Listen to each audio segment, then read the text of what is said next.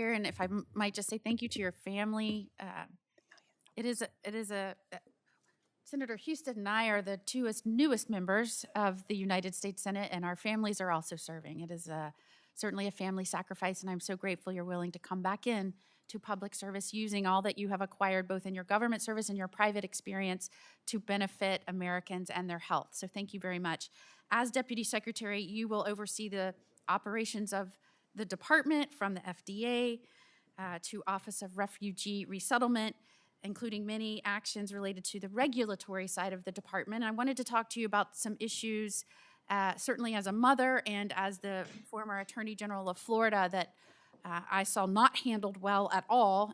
In fact, it was a disaster under the Biden administration, and I wanted to get your take on how you might approach making sure that it can never happen again, and any regulations or oversight is considered and modified within the agency to make sure it never happens again. And specifically, we saw that when Biden opened up the border and destroyed any semblance of security, we saw many, many, many young minor children smuggled into our country, pushed into states throughout.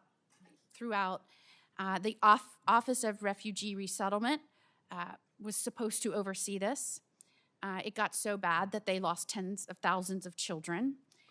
In Florida, we could get no information from the Biden administration on who these children were, where they were being placed, how they were being taken care of, even though the states have a primary responsibility of dealing with neglected, abandoned, abused children. No information was shared. In order to remedy that, we went so far as to launch a grand jury investigation. And when we asked for administration officials to come down and testify or share information, they refused to do so.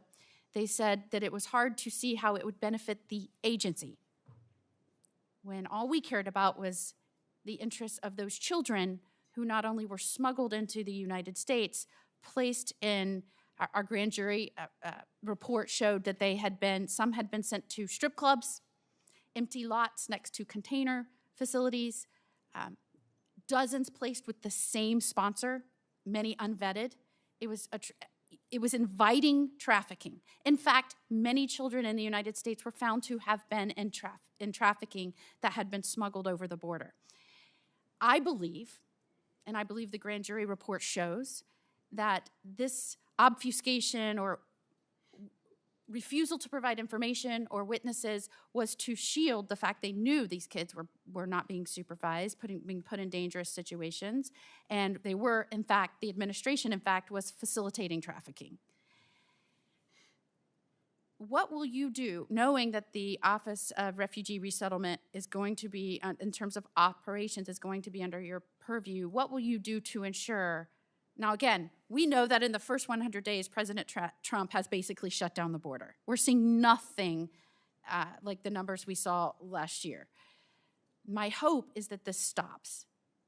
The purposeful smuggling of children into our nation, being put into dangerous situations, that we shut this down. What can you do to ensure that this never happens again? As a mother, but certainly as the Attorney General that was working with agencies desperately trying to promote safeguards for children, not getting any information, law enforcement was begging for it, child services was begging for it. What will you do to ensure that this can't happen again? Thank you for the excellent question, Senator Moody. So in the Bush administration, I worked very closely with the Office of Refugee Resettlement, especially to fight human trafficking. I was the HHS representative on the government-wide senior policy and operating group to fight human trafficking. I'm very proud of the work that we did with OR at that time. The focus of OR was a little bit different then. The human trafficking fight was not as focused on the border as it obviously has been in the last 5 years. It is absolutely a priority, and I believe the Secretary has set as a priority for him to find all the missing children and make sure that they're safe.